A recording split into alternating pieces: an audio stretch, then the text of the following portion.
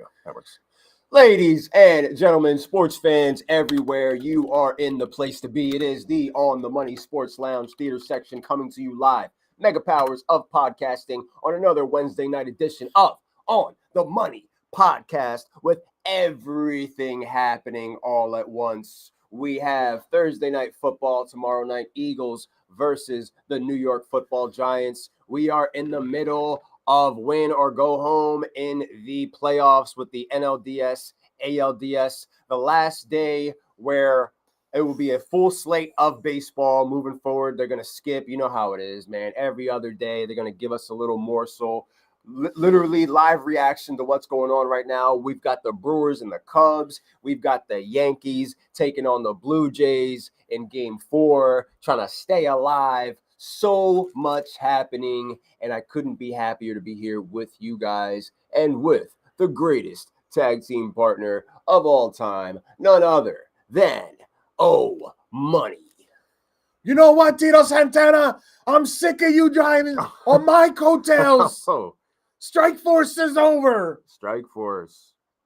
WrestleMania 4, ladies and gentlemen, just in case Spray you the didn't know perfume that. in the face. That's when Tito went to go tag Rick in the Brainbuster match, it was Demolition, and Tito just went and walked out on him.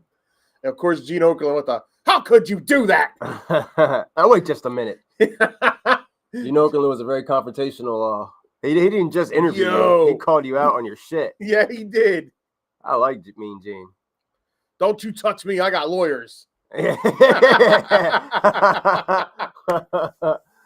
good Ladies stuff. and gentlemen, welcome back. We are live. We are in color. Baseball's happy. You got the Brewers and the Cubs going at it right now. Right now, the Cubs are up 4-3, clinging on, trying not to get swept. You got the Yankees right now with the Blue Jays tied 1-1. Yankees are trying to even this series up tonight.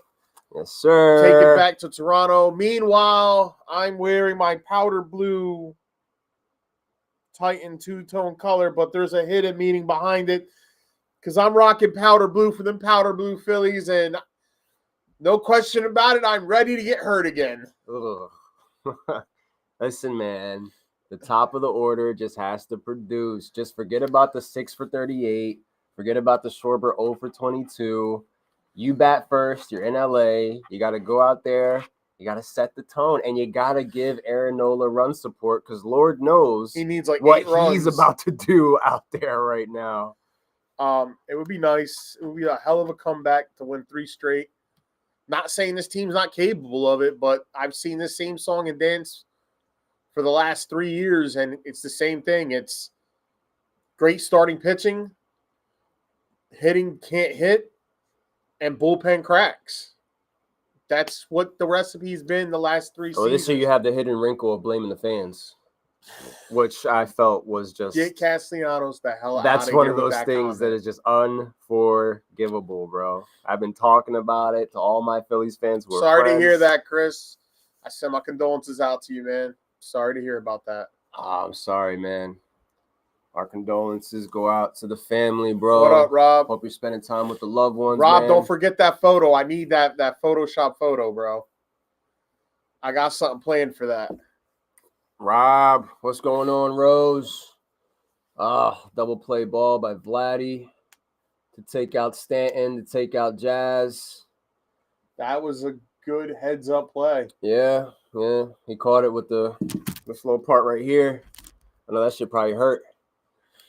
No doubt, man. No doubt. Sorry to hear that, but I'm glad that you're here with us tonight. I'm glad that you're here ready to kick back, have a good time, talk a little bit of foosball. Through the years of this podcast, there's been a lot of crazy shit that has happened, but being able to come on here and go live on Wednesday nights, for me, if I can speak for myself, like it's been very therapeutic through a lot of stuff. Just knowing that the show is coming. At least you know she got to live a long, beautiful life, Absolutely. Man. And that's awesome that you got to have her that long in your life. Like that's more than any type of financial wealth you could ever have, is to have your loved ones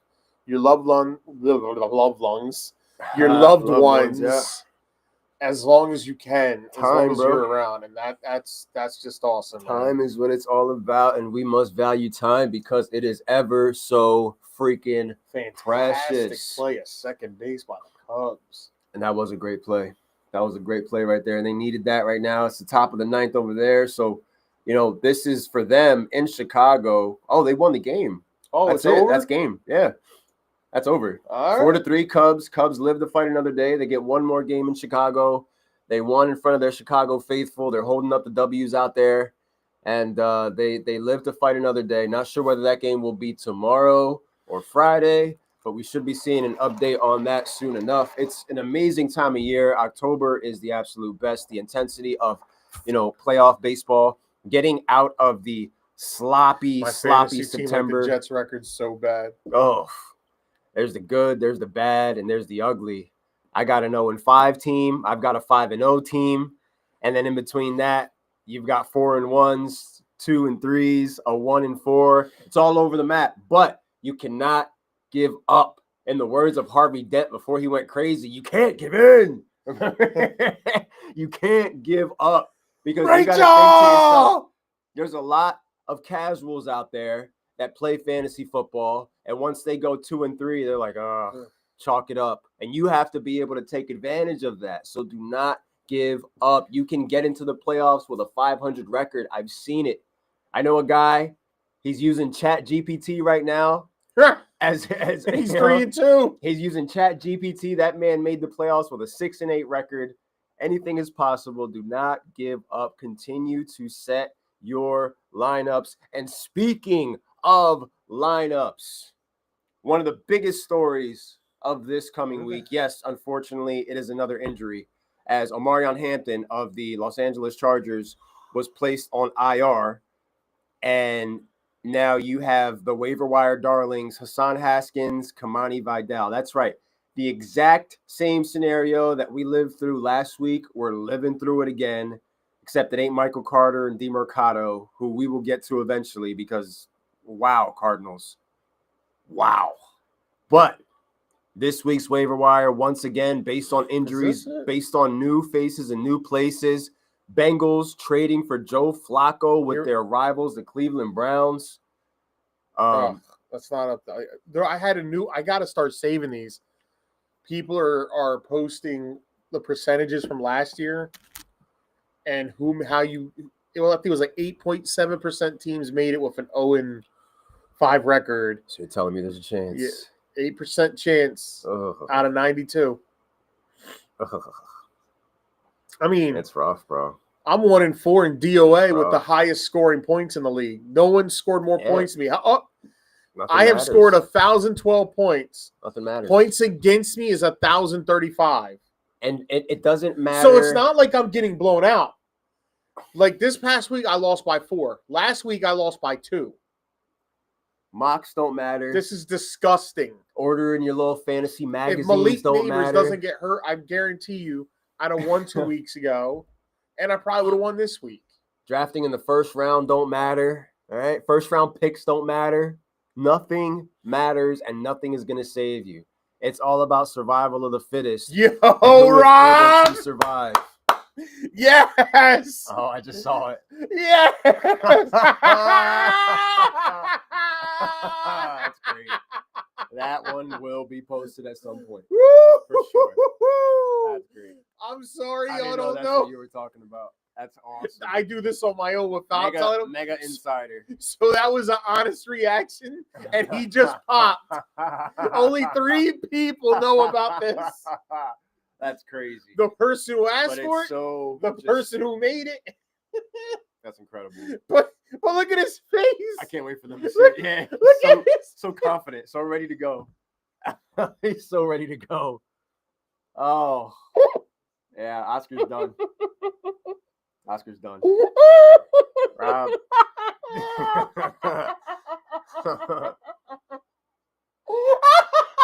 Shout out to you, Mike. When are we going to reveal it to him? The face. Yeah. He picked a good. I didn't even see where that picture was from. He picked a banger for that one. That's crazy. Oh shit! Yeah. Yeah. I might need to hit up my asthma pump. That face is perfect. Rob, you're killing my friend right now, buddy. Yeah. That shit is wild, bro. Oh, shit. Might be the photo of the year. Yeah. It might be the photo of the year. I think if your cousin saw that, he'd be jealous. With all the work that he's put in with the photos over the years that he sent us, that one right there is an absolute banger. I didn't want to bother him because he's out there in London enjoying his vacation. I hope he's having a good time. Hope safe and I travels, told Rob, man. I was like, Rob, when you get a chance, no rush. Oh man. I went right by him. How could you let that go by you? No outs, runners on the corners, 1-1 ball game in the top of the fifth for Toronto as the ball gets right down the middle. And I don't know how much longer Schlittler has. And Mikey's photo too. Yo, he picked photos that matched that was good. That matched the vibe. That was good. That was good stuff. So, what subjects do you want to tackle? Where do you want to start tonight? Just breathe, buddy. It's all right. I want to see their reaction to it, honestly. Bro, that reaction's going to be amazing. I want to see their reaction. Should I do it Sunday? Like, make a post Sunday while everyone's here? Yeah. So that when everybody sees it the same, we get to see everybody? Before kickoff. Oh, my God. Before the game starts, so that it can remain fresh in their minds as they're watching that game. I just need to add the music to it, and that'll be the kicker. Lamar Jackson's going to be missing another game. Another game for the 1-4 Baltimore Ravens. Wow, look how sober I got real quick once we started talking that. You got to keep it moving here. Woo! You got to keep it moving. 1-4, and it doesn't get any better this weekend as they got the Los Angeles Rams coming in. Oh, Rams, who are coming off a heartbreaking defeat. They're pissed. That I completely put on Sean McVay. They're pissed. Your quarterback, after the first quarter going 1 for 2 for 5 yards, has now thrown for 384 yards, 3 touchdowns. It's 4th down and 1, and you put the ball in the running back's hands, who's already fumbled twice and had already gotten stuffed on a 4th and 1. Instead of putting the ball in the hands of your quarterback, you oversimplified the situation. He's such a smart guru when it comes to offense that he outsmarted himself. When all he had to do was put Matt in the shotgun, Kyron right next to him, in a real quick hitch or a quick slant, get the 1 yard, keep the chains moving. You still had a whole 3.5 minutes to go. It's not like overtime was about to end. And I can promise you, either Puka or Devontae Adams is scoring that touchdown to win the game. So back-to-back weeks of interesting Thursday night football. And he blew it. Sean McVay, exactly, Rob. He overthought the situation. You tried to push it earlier, it didn't work. You tried it again. Puka just got blown off the snap. It was just a horrendous play. But you know what? On a flip side of the coin, a guy that I've given hell to for a lot in Kyle Shanahan, kudos to him. He's depleted in wide receivers. 4-1. He's running wide receiver 4, 5, and 6s out there. Tight ends 3 and 4. I don't know. Kendrick Bourne looked like a wide receiver 1A. Mac Jones, I will say it, is a better quarterback than Brock Purdy. Does it shock you that Flacco ended up getting traded before Jones? Do you think that someone tried? Do you think there had to have been like a phone call? You know, no, there could have been, but who's going to do it? Like, they're not. The Niners know, like, the situation with Purdy is bad. That toe is bad. That shoulder is bad. And quite honestly, it's not like he was playing immaculate. Since Mac Jones has been – listen, ask Brian Thomas Jr. if he misses Mac Jones. You know what I miss? You know what I miss? The time before I drafted Brian Thomas Jr. That's what I miss. Let's think about it. Life has been so hard. Mac Jones, Kendrick Bourne's best year of his career was Mac Jones' rookie year. And so Mac Jones felt comfortable with him. And, I'm mad that I didn't take a chance on Kendrick Bourne. I knew a couple people who picked him up, left him on the bench, came to work the next day going, 30-something points. damn. Oh, he looked like Jerry Rice out there. So, offensively, the 49ers look good, passing-wise. Running game-wise, it is not looking good right now. But if you're a CMC owner in fantasy, you're still getting points because these dudes getting like 15 targets a game in the pass game. He's got like 300-something yards receiving. Killing it right now. To his measly, like 1-something, like 200 rushing. And I'm not mad at the Kyron Williams play because I needed Kyron Williams points. I'm mad at the fact that Kyron Williams, fantasy-wise, was spectacular. It could have been better. It could have been Listen, that fumble he had at the goal line, I'm going to come out, and I said in the group chat, I'm going to say it again. You saw a little sneak punch? He got punched in the head, bro. I know the dude's going for the ball because, it's the Peanut Tillman. When Peanut would hit the ball, TJ Watt does the same thing. However, dude hit him in the head. You don't think for a second, his noggin was like, oh, shit. I heard him and he dropped the ball? I heard him say bang, bang, Niner gang before he threw the punch. So let's be real. If he doesn't get punched, maybe he doesn't fumble the ball. I believe he fumbled because he got hit in the freaking it was the side of his head where the temple's at. No, it was jaw. Bro. He got punched. Yeah. Yeah. Let's be real. He got punched. And the announcers aren't even bringing that. Kirk Herbstreit ain't saying a word. Al Michaels is just at this point in Al Michaels' career. Non-stop looks is a good way to put it. CMC's unlimited targets right now, bro. Unlimited. Al Michaels is at the point of, I'm just getting paid to do this shit, so that's why I keep showing up to work. He doesn't care. He's done. But Kirk Herbstreit's not saying Bobby Heenan and damn word.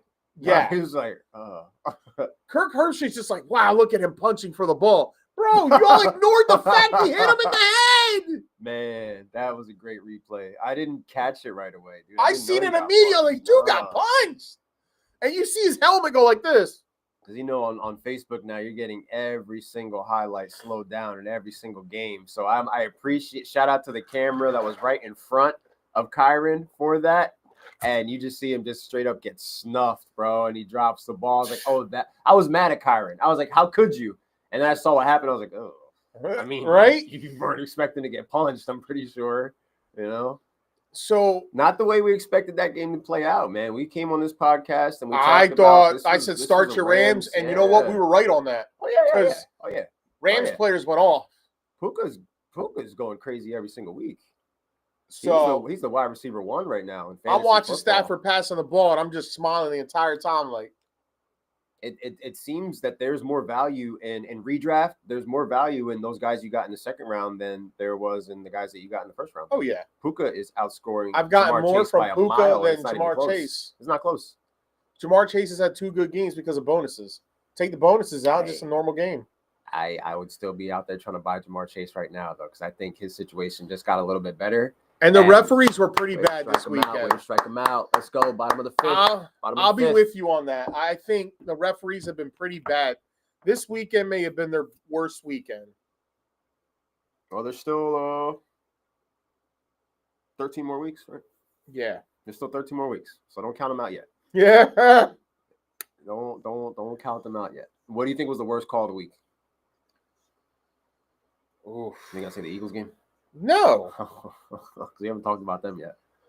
Listen. We haven't talked about the Birds. The Eagles fans are so upset with these officials, but the Broncos were penalized for more yards than the Eagles in the game.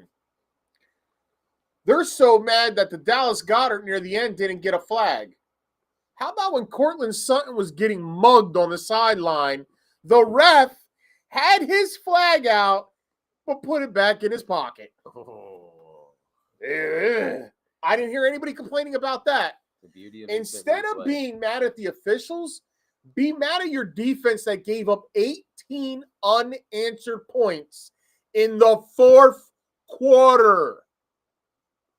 Not the third, not the second, the fourth quarter. Point blank. And guess what? Your anemic offense only scored 17 points. Yeah. And it's not like Surtain was locking down AJ. This guy keeps underthrowing and overthrowing him. He overthrew the shit out of him on that one play at the end. He overthrew the hell out of AJ Brown. Well, according to everybody, it would have been a touchdown. Everybody said AJ gave up. It would have, bro. He's trying to turn to find the ball that's flying over his head. He didn't give up on that. It was an overthrown pass.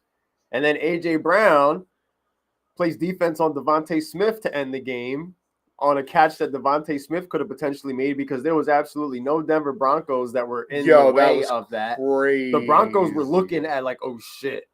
And it was AJ Brown behind Devontae trying to grab for the ball. And then that game finishes with both of them laying on top of each other like a pile of rugs, just laying on the ground. Game over. Bo Nix, who I benched because I didn't like the matchup, goes out there and pulls off a fourth quarter comeback in what was a big – we want to talk about losing heartbreakers. Denver started their season losing heartbreakers after they beat us. Back-to-back tough division losses. Last-second losses. No, not the Colts and the Chargers lost. Last-second losses. You know? And then they come back. They get their win. They come back now. They beat the Eagles. And now they get to go – no offense, Chris, but they get to go to London for a game against the New York Football Jets. So the Broncos season, with a play like that, momentum-shifting wins. I feel like that's what happened with the Denver Broncos. But I'm going to pose this question for you because that was one of the marquee matchups that we talked about. Who does that game say more about? Denver or Philly?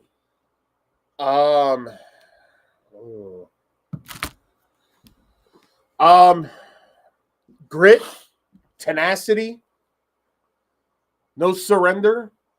Broncos says a lot about a young Broncos team. A young quarterback who looked terrible in the first half and kept chugging and chugging and chugging and looked amazing in the second half. It was not pretty at looked all. like a different quarterback. Dobbins, stuff, but still made enough plays to get some touchdowns. Cortland Sutton was cooking out there. That's what he does. You know, I mean, he's become the definition of what matchup proof is. But the Broncos defense came in as a number one red zone defense. Eagles were the number one red zone offense. Something had to give there. One team scored 17, the other scored 21. They locked up the second half, man. They made the right adjustments. And when, it's adjusting to a pretty basic offense. Then you had a whole drive where Barkley pretty much sat out because of this knee. Yeah, it's saying that he's good to go. You got a short week, Thursday Night Football. You got to watch out for that pitch count. Broncos defense needs to get credit for that Eagles game more than that one missed call. Absolutely agree. To shut down a team in the entire second half, have 18 unanswered points on the other side of it with an offense that to this point, like the Denver offense has been kind of rough. Like, Bo Nix has not been very steady. If anything, the Eagles went too much trying to show off they could force the throw when they normally run to eat up clock with a lead. And that's another correct assessment. They've been throwing more the last couple of weeks, if you noticed. Well, this week especially because of everything that both receivers bitched. Yeah. It wasn't just one. The second one started the bitch. Yeah. The quiet one started complaining. And then Monday morning, Devontae Smith don't complain. Then Monday morning, Jalen Hurts, Saquon Barkley, and A.J. Brown have a 3-hour meeting, just the three of them. Yeah. But there's nothing wrong going on. Yeah, just downplay it all you want, man. It will reveal itself. All right, now you lost to a fringe wild card team. The Eagles' offense has been sluggish. They've only put together 2 solid halves of football this whole year. They were a CeeDee again, I'm going to repeat this. They were a CeeDee Lamb drop pass from possibly losing that game opening year. They were a Baker Mayfield interception in the end zone from losing that game. They were 2 blocked field goals from losing that game. This team could easily be 2-3 right now. Easily. But they're 4-1. You mentioned the block field goals. You're talking about the Rams game. Like, Rams have been losing some They're another heartbreakers too, bro. Hopefully do you guys have like an issue finishing? Hopefully like, that molds them, because on this podcast we are very pro Rams here. Yeah, I don't call them the Rudy Poo Rams anymore. Somebody's booked them in the Super Bowl. I've booked them to reach NFC title games. I'm a little worried about that right now, the way they're looking, because if you can't close out, that's rough. Luckily for the Rams, luckily for the Eagles, there's nothing like tune-up games, which they both get this week against ugly birds. You've got the Rams taking on the Ravens, who we don't even know who their quarterback is going to be. We don't even know Kyle Hamilton's playing. He's not. So that's he won't be playing. It sounds like they're going to hold out all their players that are hurt one more week, because next week they're on a bye. However, by doing that, if you don't win Sunday, you're 1-5. Like, I don't know if you win the division. And we don't know if Lamar Jackson. That means you would probably have to lose maybe just 2 more games the rest of the year. You're banking on making a run for the wild card when Lamar Jackson is healthy enough to come back. And what if he has to miss another week? Cooper Rush was a tough watch. It might have been the toughest watch of the weekend. What's even tougher is the Ravens' defense isn't that good this year. No. That's what they were known for. You know things are bad when you watch John Harbaugh on the sidelines doing the face.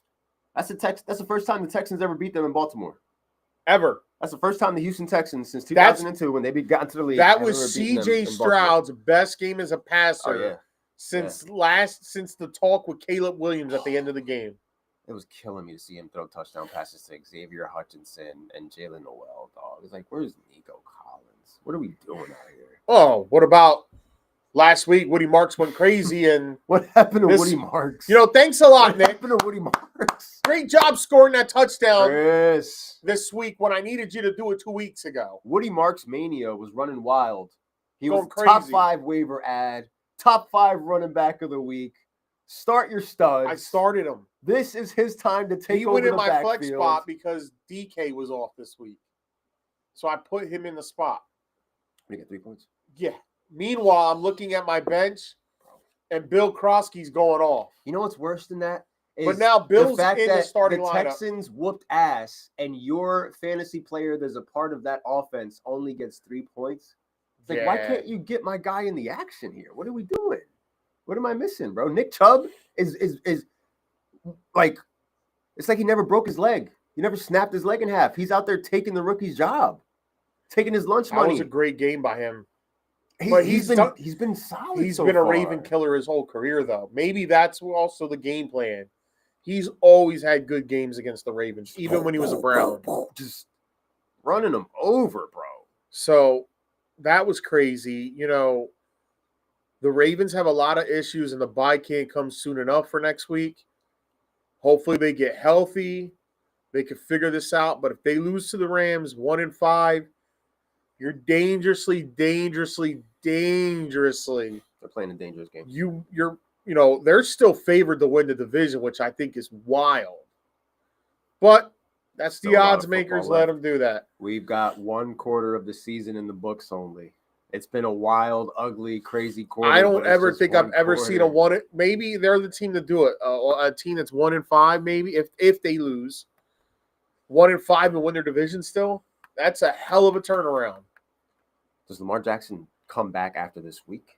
Well, they have their bye. Yeah, their bye is coming too. So that's that extra week. Yeah. Okay. That's why Jackson's sitting this week. Okay. That's why Hamilton's sitting. All right. Okay. That makes a little bit more sense, but you're still playing a dangerous game. Yeah. You're taking time. So basically, if you lose this week and you're 1-5, you're banking on going 9-2 the rest of the year. 10-1. That's tough. Even you don't like that.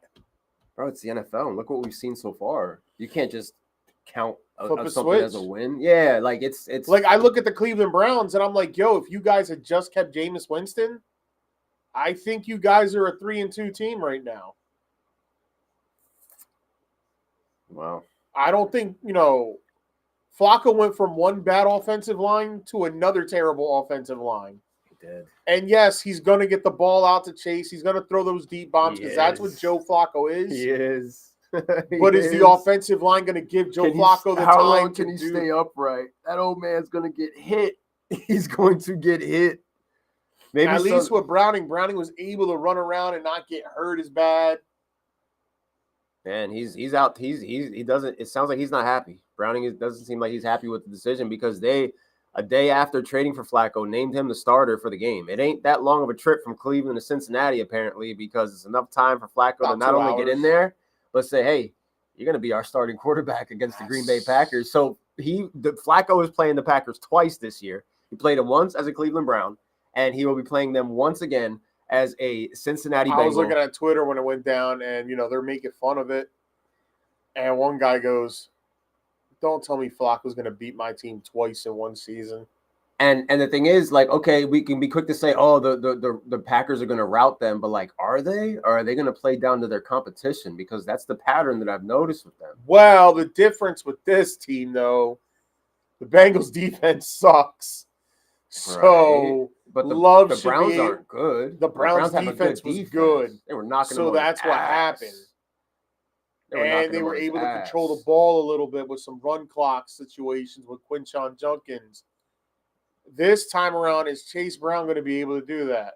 Secondly, Packers fresh off the bye. Bengals defense is giving up massive amount of points. They've given up 48, now 30, 35. They've given up like almost 100 points in the last 3 games. A little bit more fight this week against the Lions. A little bit more, you saw a little bit more. Yeah, but the Lions were scoring at will, too. Yeah. You know what I mean? Carson Wentz and the Vikings put 48 on this defense. Yeah. It's crazy. So, but you mentioned the name. I expect the Packers to win this game just because the Bengals defense isn't the Browns defense. You mentioned the name. But the problem is what happens if, now you got to see Micah Parsons twice in 3 weeks. Like, oof. Yeah. Chase Brown, I think he's the one that benefits the most from this because his usage has to skyrocket. You talk about quick they're going to get a little more respect. You got the deep ball, but you got to get rid of that football. There's going to be more respect on the defenses from the defenses now because defenses weren't respecting Browning. They're going to do what they're going to allow Chase Brown to eat so that the receivers don't. And he's going to get all of that. So if I was you right now, whatever app you use for sports betting, I'd go and check out what the over-under is on Chase Brown receptions because I think there's a good chance that he smashes it, especially because I expect the Packers to win. If Joe's not airing it deep, he's checking it down. Oh, we got him caught in a rundown, baby. We got him caught in a rundown. Where are you going? He's a running. He's out. Way to play it, Yankees. You see that? Yeah. Like the dude from Naked Gun is being animated with it. Way to run him down. Yankees down by a run, going into the bottom of the 6th. Schlittler, 6th innings pitch. I gotta watch the new one. It's on Paramount Plus. But the old ones with Leslie Nielsen, bro. They're my shit, bro. Remember OJ falling down the steps at the end on the wheelchair? Great movie. But yeah, I'm not saying this makes the Bengals world beaters, but it makes them slightly more interesting. But it's funny because the first name that I thought of when I saw 2 names, I thought of Joe Flacco. Not Joe Flacco. I thought of Jameis Winston, and I thought of Mac Jones. They didn't even call the Giants. Ian Rappaport said they never even made a call. They went the cheap route. 41-year-olds, yeah. That's what they did. Cheap as it gets. Bengals ain't got no money. They're trying to stay afloat. They started the season 2-0, which honestly they should have been 1-1 because the Jaguars, we watched that game. They just said, here, you can have this game. So they went, now they're on a 3-game losing streak. They got the Packers coming into town. They're trying to right the ship because they got the Packers at home this week and they got the Steelers on a short turnaround on Thursday night in Cincinnati. And kudos to them for also getting Flacco because, hey, who knows the Steelers' defense and what they like to do a lot too, and Joe Flacco. He's lost to him. He's beat him. Yeah, so he's seen it. I see what they did there. That's one thing. Flacco has seen it all. So the modern defense is not something that is, otherworldly than him. He is finding all the holes in all these zones that these defenses like to play. And I think if you still have, if you still have T. Higgins, it might be safe to bring him out of the basement this week. Put him in your low. If you got 2 flex spots, you might. I start okay Jamar to put him in the Chase flex spot. in on the money every week because You can't bench Jamar Chase. I can't bench my number 1 overall. You either traded him away, you're buying him, or you're starting him. Because I'll tell you, for the last couple games before he had that explosion, I sat back watching Josh Allen going, what the hell was I thinking? We complain about these players, but you don't want to be sitting there on Sunday. I mean, speaking with of your Josh first Allen, round pick. Oh, Sunday Night Football. The Patriots are back, bro. After spending years the Mike Vrabel effect. Getting taken to the woodshed. Well, I mean, think of all the battles the Titans and the Bills had over the years. Vrabel knows how to play Josh Allen. He's got that experience against them. We played once a year, it felt like. Every single year it was a tradition. Bills, Titans. Sometimes they'd get the better of us. Sometimes we'd get the better of them. It was pretty much a split. Nobody ran away with that series. So he implemented some of that. Allen had 2-3 picks? And a fumble too, right? Fumble Ruski. He was all mad, cursing at the players. I know. Didn't Cook fumble? Or was that Davis? Oh, was it Davis? Man, I know. I was so and excited. And then Cook about was that normal. Stash. Cook had a normal day. Normal day at the office. I didn't hear Mike. No. Mikey didn't send one text message in our text group at all about James Cook Sunday night. Nothing to brag about. I haven't heard nothing because that's what he does every week when James Cook, he throws it at me because, I traded to him for draft picks that those draft picks are playing pretty damn well. The Patriots contained the Buffalo Bills on Sunday Night Football, which nobody expected them to do. They beat the Buffalo Bills on Sunday Night Football, which nobody expected in Buffalo. Them to do. In Buffalo. I didn't think they were going to beat them in Buffalo. Massive win for them. I thought it was going to be a brutal game. Yeah. I thought it was going to be like 33 to 17. That was a dog walk into the week. That's what I thought that was going to be.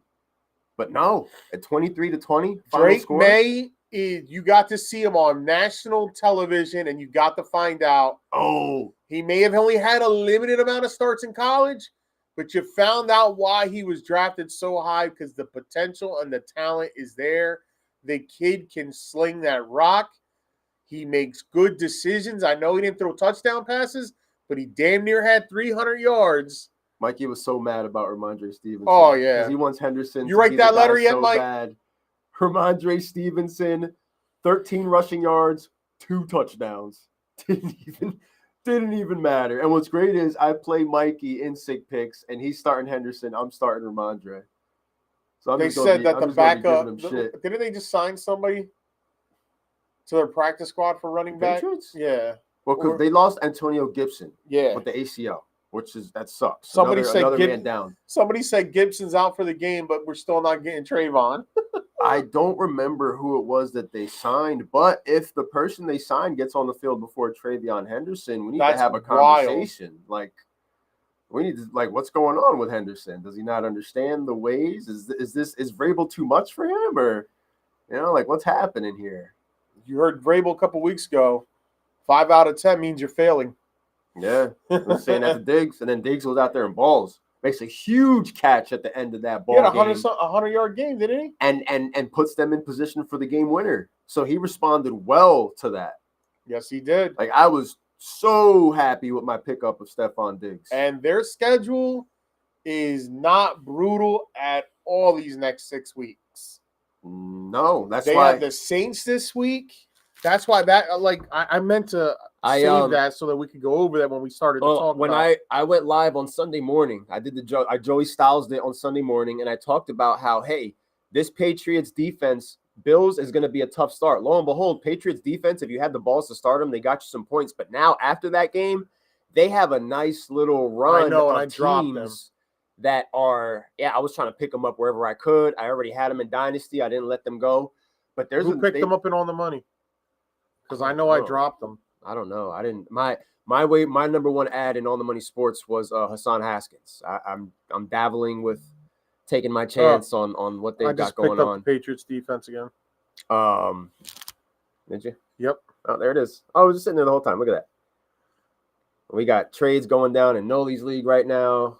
players being put on the block. It's all happening, man. Everybody's getting ready for week 6, however you can, by hook or by nook. I Trying picked to up the get yourself Steelers in defense position. in True Legends. You like them against the Browns this week? Yeah. Dylan Gabriel? I don't think he was that bad this week. I don't think he was so the either. Worst. He wasn't the worst performing quarterback this week. I think that belongs to Cooper Rush all the way. But, what the hell am I doing? He was the drizzling shit. So, I got the Patriots schedule up here. This week, they got the Saints. Sorry to say this. Next week, they got y'all. Oh, no. Don't be ashamed. No. Then they're home for the Browns, home for the Falcons, and their first biggest test is away for the Buccaneers, and that's November 9th. Then they're home for the Jets, away for the Bengals, which doesn't look too tough now. No. Sorry, Mike. So they're home for the Giants. Then they're home for the Patriots, away for the Ravens, away for the Jets, home for the Dolphins. So maybe there's possibly a chance for this team could win 11, 12 games. They already beat the big dog in their division. They have a win over them. So Bills have to beat them the second time. Yeah. Should the Bills slip up and the Patriots go through this little weak-ass gauntlet they got going on? Somebody in a Pittsburgh Steelers group chat I'm in said this will be the year we'll get like a second seed and we're facing either the Bills or the Chiefs in the first round and we'll still get slaughtered. Honestly, I think Sunday Night Football, the Patriots win might have been the most impressive to me of the week. It was. Because I expected that to be one of the biggest blowouts. And I agree with you. And everything that worked game 1, why wouldn't you try it again in game 2? They're the ones who got to make the adjustments now as far as Buffalo going. It also went to show you that Buffalo needs a bona fide number 1 wide receiver. They still don't have one. We're still having this conversation. They have a bunch of slot receivers. Later. Yeah. Bunch of Keon Coleman has not stepped up to where we thought he. Nothing. I'm very close to dropping him. It's just one of those things where I feel like if I drop him, that's when maybe the switch clicks. Remember how great we felt after week 1? I'm just going to stare at the screen while somebody like Alexi or Mikey picks him up, and I got to get it rubbed in my face for the rest of the year. Week 1 and week 2, we said to ourselves, oh, man, Keon Coleman, like, look at him, breakout. And I started him in that one game where he had 1 catch. It was the Thursday night game. Where the hell's Khalil Shakir? He had 2 catches. What's Shakir? What's he doing? It goes to show you they need a number 1, and it also goes to show you if James Cook ain't going off, this team looks ordinary. Their most consistent wide receiver is their tight end, Dalton Kincaid. Yeah. Who would have thought? Kincaid's having his best year quietly. Being able to like help Josh Allen to get the football down the field. And Allen, those interceptions he made were pitiful. I want to hear Patriots had it scouted. I want to hear who defends, because Dan Orlovsky loves, and the Patriot fans, Bills fans love to defend it. I saw the meme right after they lost. So unfair that Josh Allen and the Bills lost during regulation. Something's got to be done about that. They said somebody's got to give them 2 extra timeouts. Bro, we changed the rules of overtime. A lot of the rules have been changed because of this team. The Josh Allen rules. Let's think about that. The overtime rules were changed because of Josh Allen. Because he was on the sidelines moping. And the Bills still haven't done nothing with it. Nothing. This is dangerous for the Bills. I know they got the same type of schedule for them. But the Bills could likely slip up to like a team like the Dolphins or something. Yeah, I've been watching it right now. That's where my eyes keep going. I'm off to the side with a live look at we've got Toronto versus the Yankees, bottom of the 6th, and we've got the Dodgers and the Phillies getting ready to go underway in LA for game 3 of their series. What's going on, Julio? Hope you're enjoying your time. London Bridge is falling down, falling down, falling down. Speaking on the Bills, Monday Night Football doubleheader, Buffalo Bills versus a rested Atlanta Falcons. Yeah, we're getting another doubleheader on Monday night. What? Atlanta Falcons versus Buffalo Bills. Atlanta coming off their bye week. Yeah, Atlanta. Look at that. You had a bye week plus you get an extra day. Yeah. Yeah, I didn't even really think about that. Yeah, you're right. You got an extra day. Bye week plus prime time against the Buffalo Bills team that is, reeling off of a a loss that they did not expect to be a loss. I think they might have taken those Patriots a little lightly, and they paid the 2 price for a.m. that. there in London. And Way to he's steal, up for Judge. that. Way to steal, Judge. Oh, and they walked Stanton, so it didn't even matter anyway. Boy. Come on, Jazzo. Come on, Jazzo. 2 for 21, baby. Oh, come on, guys. 11 Ks. I always hate when they show the negative stats during crucial moments in time because I don't want to see that right now. I don't want to know about that. Oh, 0 for 7 with 3 hits. Come on, Jazzo. Hey, 3-run shot. Change the game. Oh, 2 a.m. in London right now. Holy moly. I know you will be tuned in for a Sunday morning's game. You've got the Jets and the Broncos. Are you out there for the Jets game, or you just went out there to go to London? It just coincidentally happened all at the same time. Is that what was going on? Either way, it must be really cool. Hope you're enjoying the food out there. Some fine cuisine screw out Will there. Smith, screw Teosco, and screw Kiki Hernandez. Screw them all. Oh, man. Oh, man. Oh, man. So, Falcons, Bills. Do you think the Bills get it right against Atlanta? They better, because Atlanta's going to pound the rock. Yeah. And Michael Penix looked amazing in the last game. Yeah, he had a stinker the game before that. Yeah, but then again, that speaks to the inconsistency of which Dr. Jekyll, Mr. Hyde. Like, which quarterback one of you getting? Are we going to get on a consistent basis here, you know? Which I think is why I favor Tampa. I know my initial pick in August was Atlanta's taking this division, but you look at that on a week-to-week basis, it's like as soon as the team scores 2 now tutties, when you talk about Tampa, the early MVP favorite, I know everybody's talking about Puka, but we need to be talking about Baker Mayfield as the early favorite for MVP. Dog. 10 tutties, 1 pick. He's thrown for almost like 1,500 yards. How many fourth quarter comebacks does he have already? I think every win. Every win they have is a fourth quarter comeback. So he's doing it in style right now without Mike Evans. Didn't have Chris Godwin there the whole time. Didn't have Bucky Irvin there this past week. Rashad White's out there playing lights out. Disappears for time. Cade Otton has vanished off the face of the earth. Nobody knows where he is. He's doing it with Mike and Buka. He's taking the rookie and saying, it's you and me. Let's march it down the field on these guys. 2-minute drill all day long.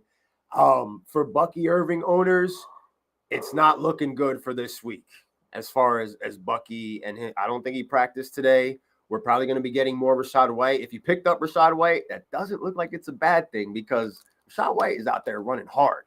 And he got a touchdown, I think. He scored, I think, the last 2 weeks. He's gotten into the end zone. For people who thought about starting him, maybe Sean Tucker was the answer. I think that if you see something on the waiver wire that's a little bit more attractive, it's safe to let Sean Tucker go and let somebody else. Yeah. Because, like, if you pick up Sean, are you going to start him on Sunday? You got the balls to do that? I've seen a lot of people drop Sean Tucker because they really thought he was going to be a guy. Yeah, because a lot of people started him. And he gave people nothing. He gave people as much as Woody Marks I had the luxury of not having to – I was going to start – I started Woody Marks over Rashad White.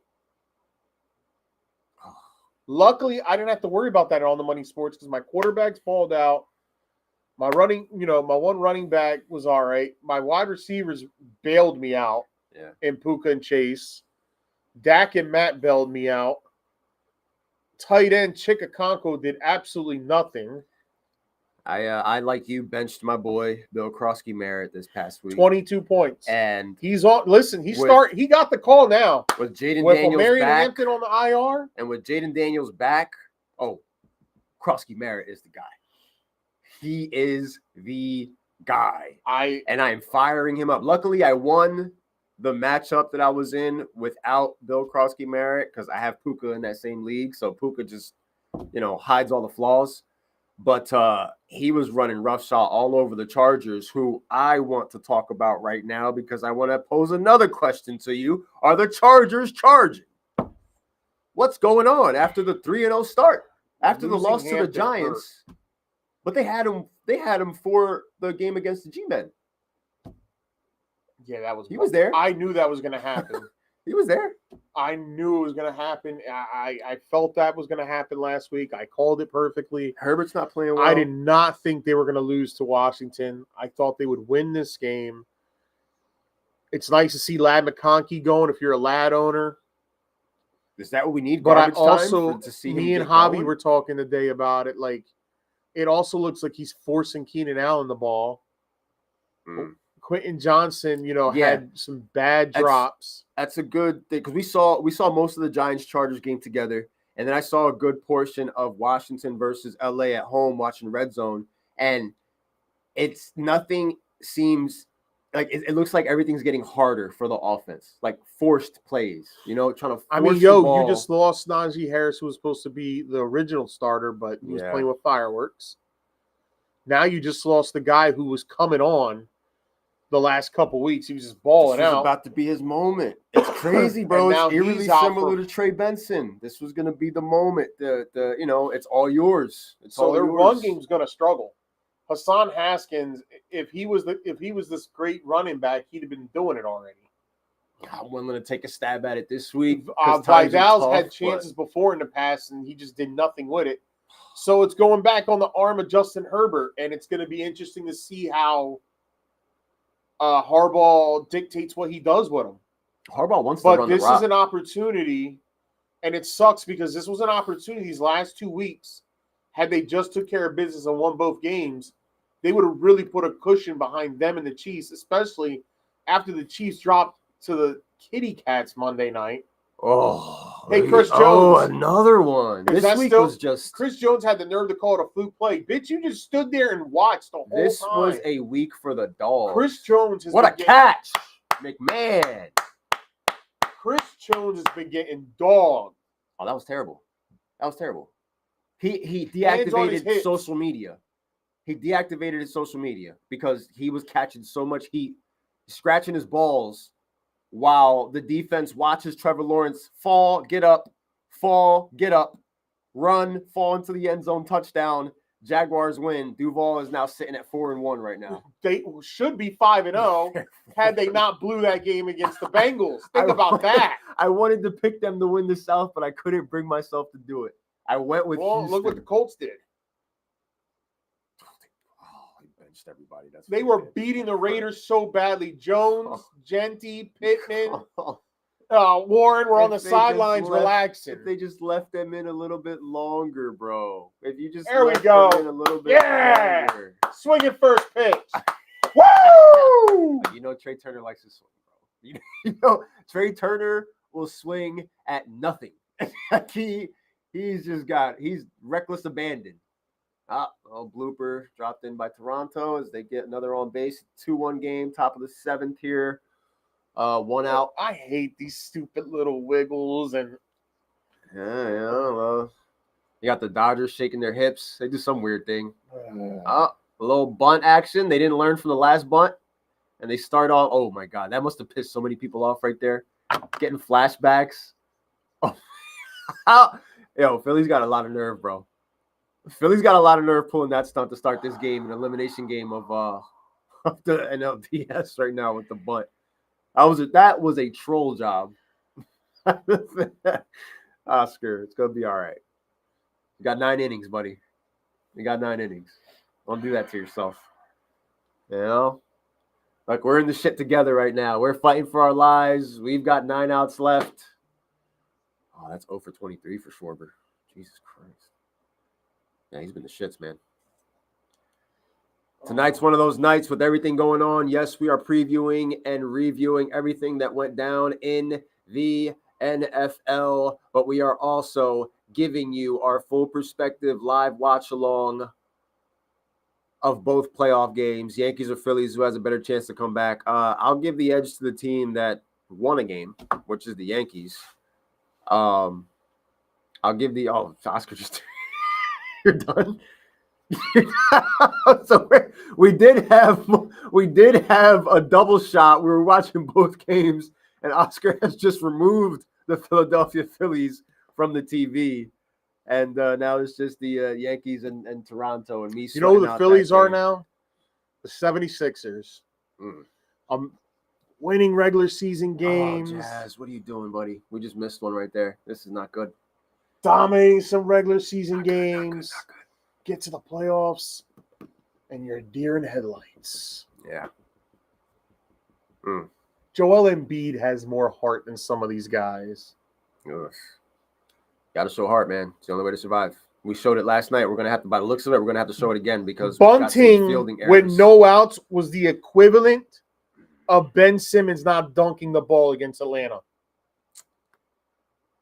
It's gonna be talked about heading into the offseason for sure. Somebody get Rob Thompson the hell out of here. Send his ass back to Canada. We do not need him here anymore. Oh.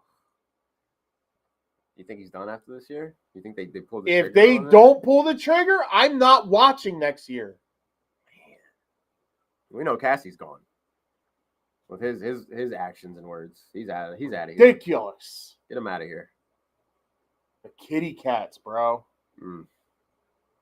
Man, to touch on what you said, the Jacksonville Jaguars beating the Chiefs. That's crazy. That would have been a perfect opportunity for the Chargers to capitalize. That's what I mean. Right now, if they were 4-1. That's huge. What are the Chiefs? 2-3 now? Yeah, the Chargers are 3-2, just like that. And it's an AFC loss. And the Broncos are 3-2, about to go 4-2. They've lost to 2 AFC teams and 1 NFC team. You remember that conversation? And you figure the Chargers loss is like a loss and a half. Remember the conversation we were having when we were breaking down the AFC West about the potential for the Broncos to sneak in there? God knows what Sherm did Monday night to Chris. Oh, yeah. Chris was probably hurting after that one, especially after seeing Chris Jones and seeing because I had Chris been giving Chris Jones shit all week. I had Chiefs minus 3.5. Oh, I had Chiefs minus 3.5. I had Chiefs money line on a parlay. You should have took Jaguars 3.5. I didn't have the balls to bet the Jaguars. I couldn't do it. There was no way in my mind I could fathom that the Jaguars. I should have taken it more seriously when I saw Jacksonville tie it up going into halftime. They went out there and they went tit for tat with the Kansas City Chiefs. Me and old man George at work were talking Monday night before in the morning because we always discuss. He loves discussing the lines. He's like, "What's tonight's line?" I was like, "George, I don't know. I think it may be 1.5, maybe." And we looked it up. It said Chiefs 3.5. I said, "George, it's Chiefs 3.5." He goes, "In Jacksonville?" But Jacksonville's already won 3 games. I said, "I guess it doesn't matter." He goes, goes to show you how much confidence they got in the Chiefs. I don't know if Vegas is going to keep having that confidence in the Chiefs. Well, right now, on DraftKings, Chiefs are favored against the Detroit Lions for Sunday Night Football. The number right now is Where's Chiefs. that at? I don't know. Is it in Arrowhead? I think it might be in Detroit. But I'm not. I mean, the last time the Lions played the Chiefs, the Lions gave him the work. That was opening night. Right? The line right now is sitting at night? Chiefs minus 2.5. Lions money line is plus money. I took it straight up. I was talking to Matt about it in our betting chat. We were talking about it. We were discussing it, and he pointed it out to me, and I was just like, "Wait, what?" And it's still almost plus money for the Lions plus 2.5. So they'd have to either win out or lose. Okay, it was by that amount. It was the 2023 home opener. Okay. The Lions beat them 21-20. Okay. Remember then the next day, or who did they play last year when Chris Jones came back immediately? I don't recall. All I know is I'm riding with that Detroit money line because to me, after seeing what I saw this past week, I am more confident in Detroit's ability to win this football game. They are, to me, the better football team. Bro, as of right now. They have been like what you saw week 1 is not them. It hasn't been them since. It has been a mirage. They started whooping ass. They just had to get the kinks out of their system. Jahmyr Gibbs is running over people. David Montgomery's running over people. They're starting to lose defensive players. Yeah. Look out. It's a trend every year. We've seen this. This is what happened to them last year. Are they trending in the same direction? Luckily, they got the offense pieces to really do the damage. Mm-hmm. Because guess who's now all of a sudden getting back involved in the offense? Their tight end, Sam Laporta, finally is getting involved again. They just realized, oh shit, He's really good. Yeah. You know who was involved? David Montgomery had a big game. Jahmyr Gibbs, it seems like he's just doing it every single week. Amon-Ra St. Brown came up questionable on the injury report for today. He'll play. Not something that you're going to have to worry about just yet. But they need J-Mo to come through Sunday, though. J-Mo has to be there Sunday, and he has to contribute Sunday. And they're going to be motivated to play Kansas City. They hear the talks about favorites. You're going to hear, what's going to be talked about all Sunday morning? Could this be a Super Bowl matchup? That's been one of the most favored. That was a Super Bowl matchup I predicted 2 years ago on this podcast. Well, the last year I was crazy. It was Miami and Detroit. That was crazy. Yeah, but the year prior, was a little too remember, much I picked Detroit and Kansas City, and people looked at me like I was effing nuts. Mm-hmm. And guess what? Detroit was 3 points away from actually doing it.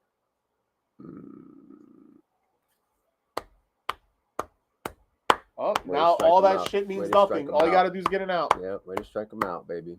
Good pitch. Good pitch, Devin. You're playing better in this postseason for us. Keep it up, buddy. That's going to be a great game Sunday. Again, night. Another week. It's a barometer, too, because you're going to get to see where the Chiefs are. Oh, game is at Detroit Monday night. Oh. Another AFC versus NFC Sunday night. You're going to see where the Chiefs are. Are the Chiefs is the Chiefs defense as good as we think it is? Is the Chiefs offense going to be able to put up numbers against a depleted Lions team? This is their biggest test for that defense. And for the Lions, it's okay, we're going up against a tough team here, a perennial Super Bowl contender. Let's beat them and show the world, like, yo. Run that score up. Show up. Oh, no, that's a tough one. That's a hurt piece right there. 4-1 Toronto right now with 2 outs. Vladdy up to bat. Runner on first. Walk them. I mean, at this point, yeah, I'd feel comfortable walking them. Toronto fans in New York going a little crazy there. 9 outs left, guys. Season on the line, 9 outs left. What are we going to do? Luke's with a beautiful blooper right over little Jimmy's head. Anthony Volpe couldn't make the catch. And Toronto brings in 2. Massive hit right there. Oh, that hurt. Oh, pain. Oh, they're pitching to him. Yes, they are. Oh. They haven't walked him yet. The Yankees have not walked him yet. Talk about being stubborn. Which is, I mean, hey, Julio is asking, is Joe Flacco beating Green Bay this week? I don't think that he's beating Green Bay. I think that I can only look at it positively from the fantasy perspective, that I think that the Bengals are going to be able to put up points on Green Bay. I don't think that Green Bay is this vaunted team that we thought they were when they were 2-0 on top of the world. They are who we thought they were. They have shown signs of weakness. I think that the game against the Browns absolutely exposed them. And yes, the Bengals defense is not the Browns defense. However, it's safe to say that the Bengals can put up more points than the Browns can.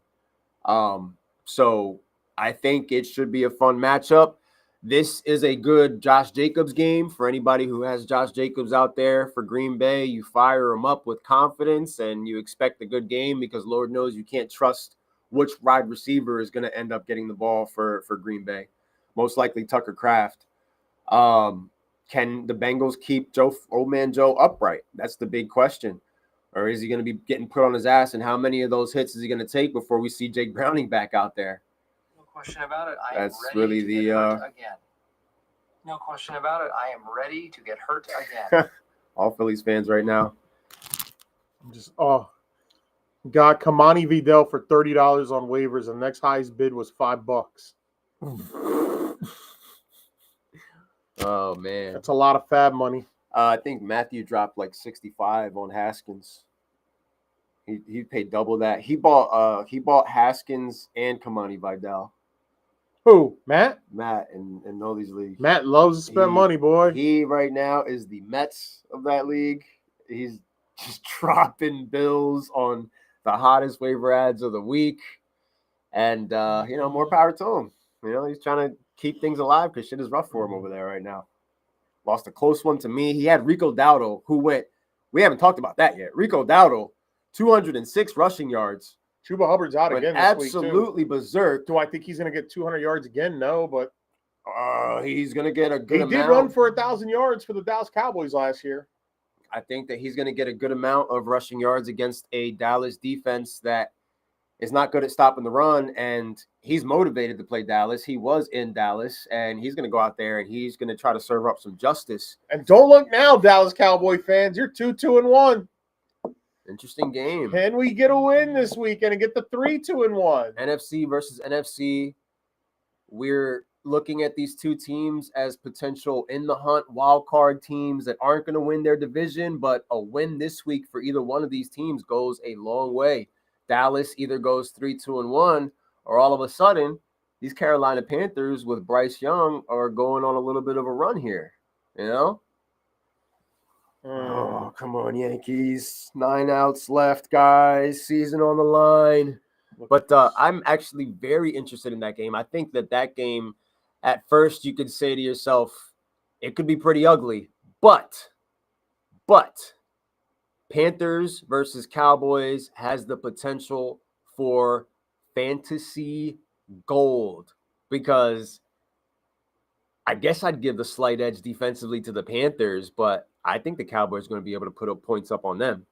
And I'm pretty sure that the Panthers are going to be able to put up points on the Cowboys. We saw Xavier Legette sighting today in the end zone. Not today, this week. Yeah. Xavier Legette got into the end zone this week. The week that Jalen Coker gets taken off IR and everybody's ready to fire him up, Legette gets the touchdown. It's so disturbing, the trends. It's because it's hard to follow. You got to throw it all out the window and just get yourself ready for week 6. You can't take any of this with you into the new week because it means nothing. I don't know shit about nothing. Yeah. If you have Rico Dowdle, you take him into week 6 because you know Hubbard's out, Dowdle's starting, and he just had 206, and he's playing against his old team.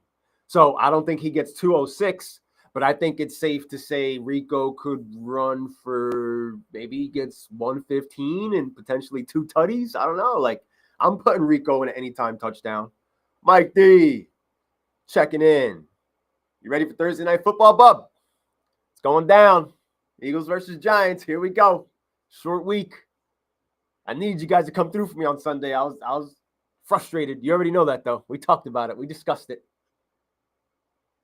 Oh, Barger hits it foul. 2-2 count. 2 men on. 4-1 in the top of the 7th right now. Yankees backs against the walls, fighting for their playoff survival. Oh, man, my stomach is hurting. Here we go. This is what it's all about here. Let me see. What else we got? Yeah, Jaguars stunned KC. Jerry Jones fined for flipping off the Jets fans. He was having a good old time out there in East Rutherford, huh? Bro, Cowboys offense. Listen, I'm giving Brian Schottenheimer a lot of shit, but, he's orchestrated the #1 offense in the league. It's the Jets, bro. But he's been doing, even against the Packers defense, like, they're putting up. Yeah, they had a good showing against the Packers. They're putting up points and they're putting up stats. My only problem with them is their defense. And, their defense held, come on. It's the Jets. Yeah.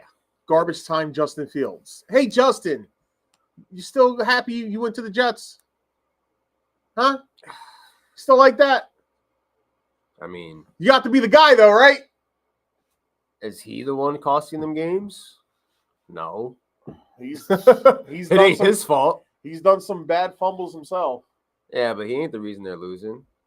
That right there, that's coaching. Glenn, I don't know what you got going on out there, but the players ain't responding. They fined him $250,000 for that flip. He said he was trying to put the thumbs up. It was great. It's good. You shared it in the chat earlier, and it was an awesome one. He was really enjoying himself out there. He was having a good old time. As good as may he rest in peace, Mr. Adams. Yeah, that one's the double fit. I posted. I would love to know when that occurred and why it occurred. Right after the Titans won, which I don't know how they won that game. I know how they won it. I watched it happen, but I still couldn't believe it. I posted the Adams with the flipping the birds. I still want Callahan out of here because if it weren't for the Cardinals, we wouldn't have won that game, as crazy as that sounds. The minute that the football hit Kyler Murray in the face, everything changed. This is why I didn't for watch that team. And lo and behold, we managed to sneak one out in Arizona. And they did that in front of their fans. Phillies are mad at their fan base for booing, but imagine being an Arizona Cardinals fan going up against potentially the worst team in football, and you are 1 yard away from being up 28-6. Oh, Nola got out of a jam. And imagine going back home from Arizona Stadium thinking to yourself, we just lost that game? We just lost to the Titans? We just lost to Cam Ward, the rookie. Calvin Ridley went out there and had the best game of his season so far, and I think he's going to have another one because not for nothing, we're not good, but neither are the Raiders, guys. I mean, come on. Geno Smith has been the drizzling shits. So, yeah, I took that Titans plus 4.5 because I think that we could potentially pull off another win. I can see it. Yo, not Raiders, like the last one. The Raiders have been abysmal. Dude, they got shell-shocked by the Colts. Abysmal. I remember Mason Crosby making a play early. Not Mason Crosby. Why you know who I'm talking about, the defensive guy on the Raiders. He made a big play, and they're doing their little dance, and you're saying to yourself, uh-oh, they stuffed JT like the Raiders defense is here to play. And then the rest of the game happened, and JT goes for the hat trick. And what we were afraid of happening with the Buffalo Bills ended up happening with the potent Colts offense. The Colts ended up beating them up so bad that the Colts decided to say, you know what? Let's throw in Anthony Richardson. Let's throw in Anthony Richardson. Don't care if you started Jones. Don't care if you started JT. Don't care if you have them both in the same league. We're sitting them down. Raiders couldn't do anything right. This is coming off of a week where we were finally excited and ready to start Ashton Genty. We were just saying to ourselves, yeah, like, here we go. Woody Marks effect. Here we go. This is your backfield. This is your time. You know, squeaky wheel game. And lo and behold, the Raiders couldn't do a single thing right. And I missed out on an entire quarter of Daniel Jones and JT points. Yeah. JT for the hat trick. He could have gotten 4 if he wanted to. Chill. He could have gotten 4 touchdowns. It would have been absolutely incredible. It would have been. Indy has Arizona this week. And Kyler Murray has not practiced. That's a dub. Yet. Yeah. That line was at -7. Colts -7. It has now moved to Colts -7.5. Jacoby Brissett is the backup for the Arizona Cardinals. Sneaky. You like that? Not with the running back situation. I don't like anything in Arizona. I mean, Michael Carter played well. I don't like anything in Arizona, and I might have to bench Marvin Harrison. What about Trey McBride? No, you start Trey McBride. I can't bench. You know Trey McBride's still tight end 5? I believe it. You still got to play him. He's moving the chains. There's a significant drop-off after you get to tight end 8 and 9. I mean, yeah, it's a tight end position. We talk about it every year. It's ugly out there. That Mason Taylor kid from the Jets is we got the 8th highest paid tight end, and he hasn't done shit all year. That's nice. It's awesome. That's what you like? Yeah. He took Freiermuth's job and then didn't do shit, and now Freiermuth ain't doing shit. 2 tight ends set. 2 tight ends set. None of them are getting the ball. Nothing's happening. The only one getting the ball is DK Metcalf. DK Metcalf has only had more than 12 fantasy points one time this year. And now he's going up against a good defense. That's right. It's Browns week. Browns versus Steelers. I am happy I didn't draft DK because I don't want to deal with that mess. I want no parts of that. I don't want any parts of that game.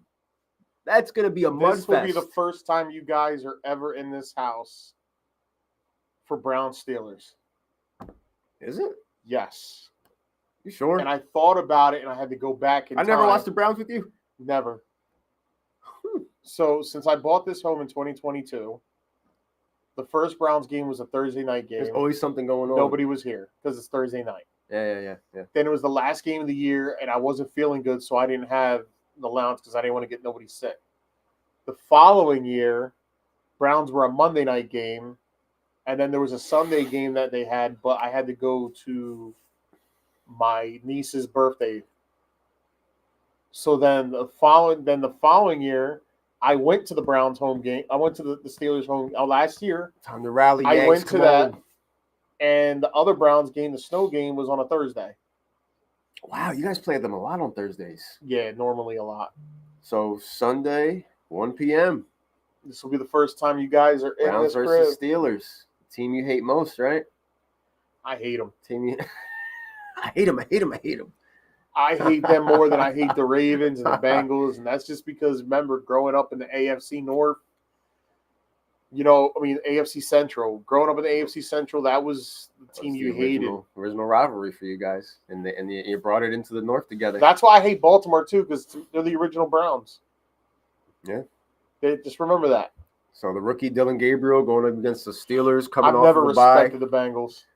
Ever. So you've got the Browns Sunday, and then on a short week, you're taking on the Bengals on Thursday. Pittsburgh has a chance. Big division games. Pittsburgh has a chance to get a little control in this division if they can win 2 straight games. If they win these 2 games. If Joe Flacco goes in there and deals one to you. I know that worries the shit out of me. You get past the Browns. I'm walking on sunshine. You're hanging out. You got dinner ready on Thursday. You're out of work. Everything's sitting here good. Downstairs, hanging out, and all of a sudden it just starts carving you. All of a sudden, you just won Elimination Chamber, and all of a sudden, all you hear, "On this day, I see clearly." And you see Edge running out with the briefcase, and you're just like this. Bengals cashing in on you. Don't let that be their first win after that's what I'm 4 in a saying. row. I'm saying, like, if you're the Pittsburgh Steelers and you want to do things like that's you the say you want to do, the NFL, though. Look at all the dogs we saw win this past week. Yeah. We didn't give the Jaguars a chance. We didn't give the Patriots a chance. We didn't give the Patriots a chance. We didn't give the Broncos a chance. We didn't give the Broncos a shot. We didn't give the Saints a chance, even though it was 2. Oh, the Saints, bro. The Giants just kept giving them the ball. Here you go. 5 straight drives. Here you go. Here you go. Here you go. Dart with the football. Like, what are you doing? Scatterboo hurt me on that one, bro. Scatterboo was crazy, too. Scatterboo right near the 5-yard line, too. You know, you can make all the funny faces you want and say you want to run through walls. The Sleeper app actually saved that photo. You got to hold on to the football, my mans. Giants win that game had they not given the ball up. And you're 2-3, bro. 2-3 going into MetLife. 2-3, and then the loss to the Eagles doesn't hurt as much because the Eagles are going to beat the Giants. I'm sorry. Sorry, guys. I'm sorry. This is going to be a good tune-up game for Philly. AJ Brown has to catastrophic happen. AJ Brown has to unravel completely. I'm talking about TO levels of unraveling on the sidelines, yelling at. You imagine he doesn't get no touches, or all they do is run the football, or is this the squeaky wheel game for AJ Brown because you're going to keep Barkley on a pitch count in this situation? Yeah, you have to, especially on that MetLife turf, and his knees messed up. Short week. Oh, and that's oh my God, that's another thing too, bro. Like, I just want everybody. If you have to play at MetLife, I hope everybody just makes it out of there healthy, bro. Because that turf monster just keeps taking people down with them. Oh, is that gone? Monster keeps taking people with them. No, it's not gone. It wasn't at least he moved the runner. Oh, he did. No. He's at first, so. Good contact, just not enough. Dude, just stay at first base and wait. Just not enough. Not enough oomph. I don't know if he made. That's Goldie, bro. He's like 40 years old. I don't want my old man running like that. I mean, I'd appreciate the effort, but that's he just the fans thought that was going to be the one. He just missed it though. He just missed it. That would have made it a 1-run game.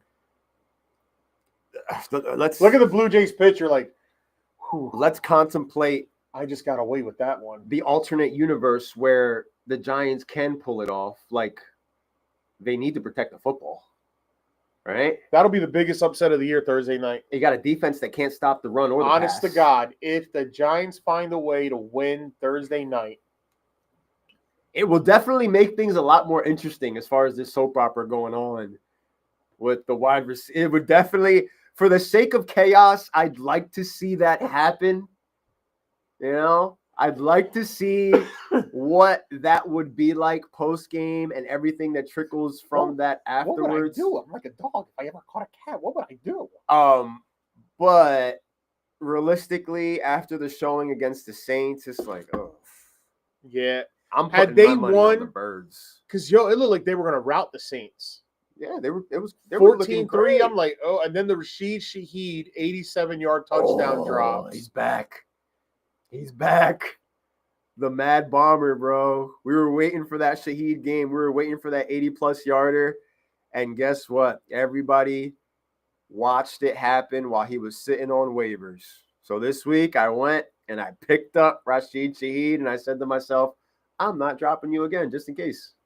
Just in case you have another one of those crazy games, because at any moment, Shaheed is capable of winning you your week, especially when you play in leagues with bonuses like we do. That 87-yarder, that's 33 points right there. Oh, man. Volpe getting yelled at. I know his dad's probably out there ready to fight somebody. A hometown kid in a big spot right now, bottom of the seventh, count of 1-2 against Little. Here we go. And the pitch. And he swings and misses. Oh. Third time he strikes out tonight. Volpe doesn't have it. Wells almost had it. Yankees fans with their heads down. 7 more outs, guys. 7 more outs for the season. Come on, guys. We got to fight. We got to get back to the top of the order. It's looking like that's either Ahmad Rosario. He pulled a Trey Turner right there, swinging at nothing. And look at his face. I started Shaheed in DOA last week. That won you your week where you didn't even have a second quarterback to start. That's sick. And your other quarterback got hurt, right? So you had a 0 QB Wentz strategy. left for about like half a quarter. And you still won because Rashid Shaheed, for everybody who complains and cries about bonuses, when times are tough, you love those bonuses when they're in your favor, because that shit helps you rise from the ashes and take home a much-needed late September, early October victory. It's so hard to get wins this year. You take them however you can get them. Ahmed Rosario. Pinch hitting right now, coming in for Ryan McMahon, who took a little bit of a spill on that crazy catch he made on the sides. In foul territory. Ooh, and Rosario gets a base hit down the middle. Now we get back to the top of the order, and this is Trent Grisham's biggest at-bat of the season coming up right now, right here in the bottom of the 7th. They're going to take the pitcher out? They might, because he's been running through his bullpen the last 2 nights. Maybe they leave him in there. Maybe they leave him in there for Grisham. Oh, they're going because of lefty. Because the next is Judge, so they might pull him for when Judge. If Judge gets on here. Live watch along Yankees. Either way, I think that for Toronto, as a Phillies fan, I turned the channel as soon as I seen the strikeouts popping. As soon as I seen them swinging off first pitches, I'm not going to lose sleep tonight. I'm just seeing the text messages from the Phillies fans that are in the group chats. No, it wasn't enough. Had he let it go by him, then he was going to be able to get the third, but nobody moved. You know what? You don't want to waste that out. I love my wife, but her and the captions on televisions is ridiculous. Heather used to do the captions. She doesn't do it as much now. Oh, she was definitely a I'm like, who does this? And she's like, I did. I was like, what are you trying to? Sometimes it messes me up when I'm trying to pay attention to both and one is moving too slow. Like the captions will be way slow, and it's like the scene is already passed, and you're trying to keep up with the reading. Right down the middle. He keeps staring at those down the pike. He's usually. This is a big spot. He's struggled, man. For those of you watching us right now, or those who are watching us later on, home, baby. We got to bring him home. Actually happening. This is Hart. We need Hart now. Get Judge up there. 10th. Get the big man up there. Oh, that's a pop-up. Doesn't look good. Doesn't look good. He got it. He didn't make the mistake Barger did yesterday. They picked it up. It's the end of the inning. We're going to the top of the 8th with the Blue Jays up 4-1. And Little is celebrating as he should. You got Judge and them leading off. So heart of the lineup coming up. Oh. We need a Bronx miracle here in the next 2 innings. If not, we're going to see how well Mikey's prediction is about these Knicks. Yeah, we'll see about that. We're getting there. Basketball is actually starting soon, right? Yeah. In like 3 weeks? I think there's games this weekend. Preseason. Yeah. Hockey started, though. Hockey was last night. Hockey started last night. The Pens beat the Rangers. Yeah, Mike Sullivan, former Pens coach. 2-cup winner. lost in his debut against the Pens. Yeah. Who cares? The Pens are going to be a remodeling team, and it sucks for Sidney Crosby in the twilight years of his career. Go Rangers. Shake it off. On to the next. Regardless, You got 81 games left. some great matchups this weekend. Absolutely. And Lions, by this Chiefs. time next week, we'll have LCS matchups too. Yep, we'll have the LCS defined. The Tigers were able to extend their season earlier. They're pushing. They got Game 5 on Friday In Seattle. against the Mariners in Seattle. Who Seattle goes up 3-0, and Tigers just whoop them after that. Bryce Miller puts them in perfect position. As soon as they hand things over, things start to get a little shaky. You've got Javi Baez with a 3-run shot, Gleyber Torres with a shot. Once Riley Green hit that home run earlier, the Tigers were like, F that. We're in front of our fans. They start the momentum, bro. Momentum. See, right now, we gave the momentum back to Toronto here. The Tigers took momentum back, and they have the momentum going into Seattle. Nola's gotten out of 2 innings so far. Hey, look at that. Maybe I just don't need to watch. Changing the channel. Ugh. Maybe I just need to focus on the black and the yellow. Yeah, well, it's going down. It's going down at 1 p.m. this week. Figure out the TV situation this weekend. It should be fun. We don't play till 4, so we got the Tacos. Like we'll finally do taco weekend this weekend. I'm liking this this late slate. I don't mind it. I like when the late slate got 4 to 5 games to choose from. The 4 p.m. I hate when 1 p.m.s have like 6 or 7 games. Like, dude, can we have an even amount of games? Since we got 2 Monday nighters this week, the Steelers didn't play, so I sat here on this side watching the game. I had it on split screen. I had 4 games going on at once. That's nice. And I'm watching. I got the Colts here, the Eagles here, Dallas there, Saints, Giants there. Mm. And I'm just staring at the Giants going like, yo, you guys are blowing this. Sky high. Screwed my money line up. Mine too. The Giants blew my money line. Eagles blew my other money line. The Eagles blew my money line. They blew 2 separate tickets where the last leg was Giants and Eagles minus 3.5. If those 2 1 o'clock games work for me, I probably cash out with that from a $5 bet. Maybe I cash out what was supposed to be payout was like $1,200. I probably could have cashed out. I would have probably cashed out at like $70, $80 just so I had it. The 4 p.m. window was highly entertaining this week. The 4 p.m. window had some good football. Especially the On the Money Sports League where I kept paying attention because Alex's was not going away. The only way I got rid of Alex was that 50-yard bomb to Chase. Once I got that, I was like, I beat him. That 50-yard bomb to Jamar Chase. I dropped 172 and On the Money, but it wasn't enough to beat your father. Got one more left-hander left in their lineup. Yeah, all righties now. Interesting to see how they play that out when they come up. We can't allow them to score here. The ball's going to have to That's a double. Is this fat? Big boy. He's going to get there. It's too far. Yeah. He's you. Tough, man. After the high of last night, just to see this play out the way it did right here, it's just like, oh. That's how I feel about the Phillies one night, and then tomorrow come back and just lose. It's like, This is brutal, but this is playoff baseball right here, man. This is playoff baseball. The Toronto Blue Jays came out of the gate swinging, getting on base, getting contact, getting hits. The Toronto Blue Jays, up until this game, have scored 6 or more runs in each and every single game of this series. Like, they, have not been – there hasn't been a lack of scoring on their part. Not at all. And tonight – they're a dangerous team. They're moving runners over, man. They're moving runners over. It's been, 30-something years since they won a championship? 1993. When Joe Carter hit Wild Thing? 1993. All we had to do was get out of that game, win it. Yeah.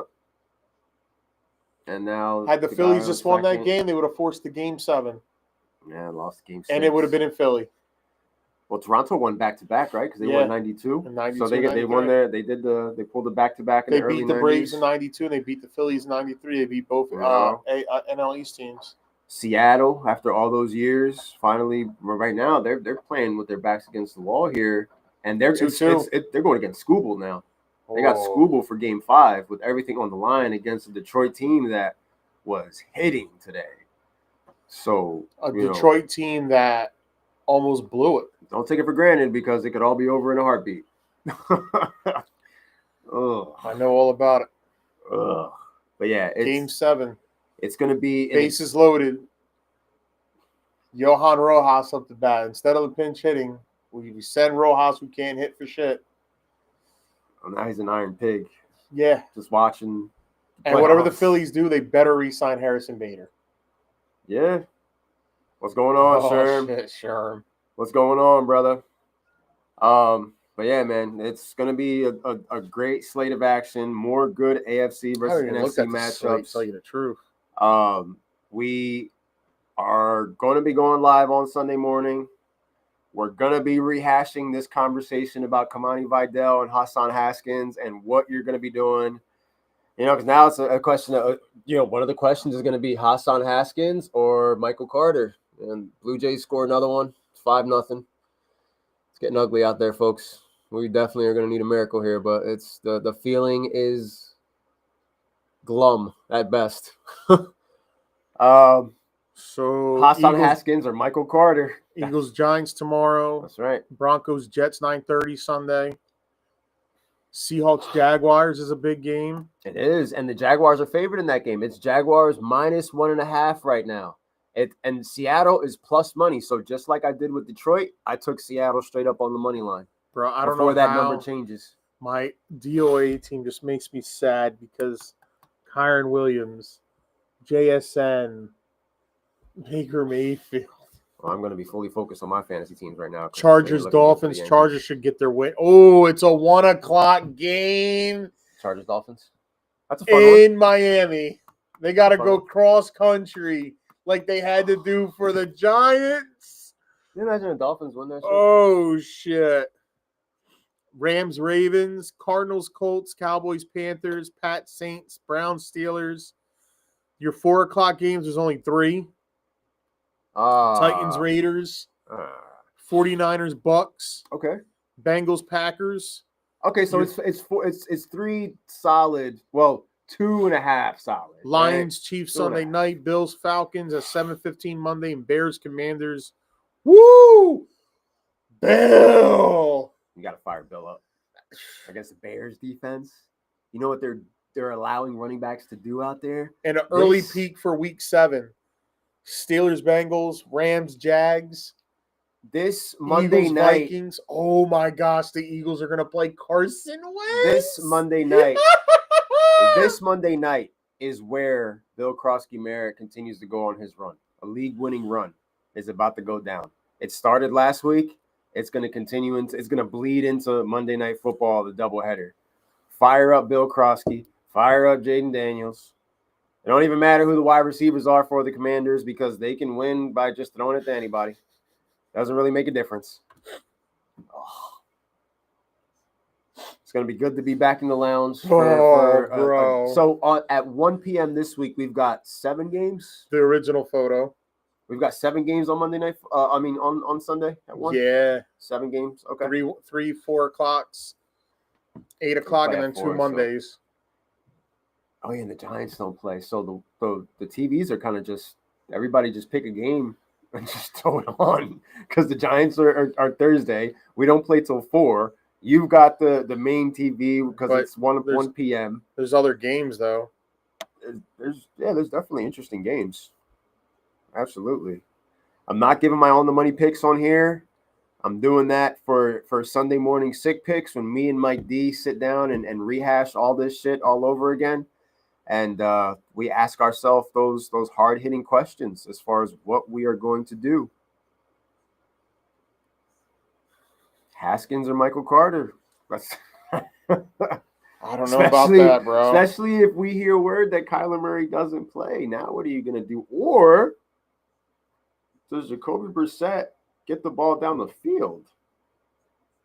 Oh, I don't know. I don't know. I don't think any of us know, bro. I don't know because he's got something going on with his foot now. Yes. So Cardinals players are dropping like flies. And, no Kyler Murray. Not that he's been playing well, but going up against a red-hot Indianapolis Colts team that had to bench their starters is just –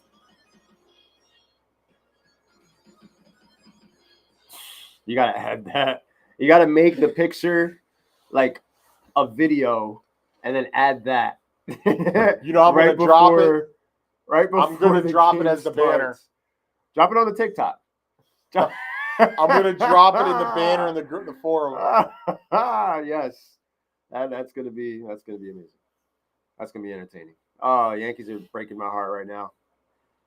Poor Yankees. Oh, this hurts. But it's part of the game, the wretched game that we play. Now it's time to lock in on fantasy. As little Jimmy makes the effort and Jazz still can't make the play. We got runners on the corners. Well, that pretty much sums it up for tonight. We've covered, no pun intended, but we've covered all the bases here on the Money Podcast. Yes, we have. It's been a great episode, whether it be sad watching the TV or breaking down the crazy underdog victories in Week 5. Which does the underdog theme continue this week? Or does, as the words of Raj Al Ghul say, balance will restore itself? Will balance restore itself? Do we believe in the underdogs? Does Vegas know something we don't know? Because some of these lines for some of these games look a little crazy right now. Which is scary. So what are those lines going to look like by Saturday, Sunday? Will Vegas come to their senses and say, what are we doing here? We can't be giving out free money. But yeah, check those spreads.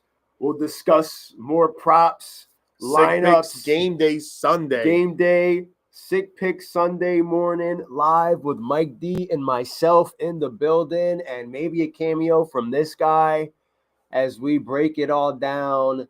We tinker with our lineups one last time before kickoff and get you ready for football Sunday the way that On the Money Sports and Sick Picks does it. Ladies and gentlemen, as always, it's been a pleasure from the On the Money Sports Lounge. Have yourself a good night, man. See you guys See you Sunday. Not next week. Yeah, see you Sunday. Morning. Until then, enjoy tomorrow night's game in the playoffs. Yes, sir. Stay safe and see you guys Sunday.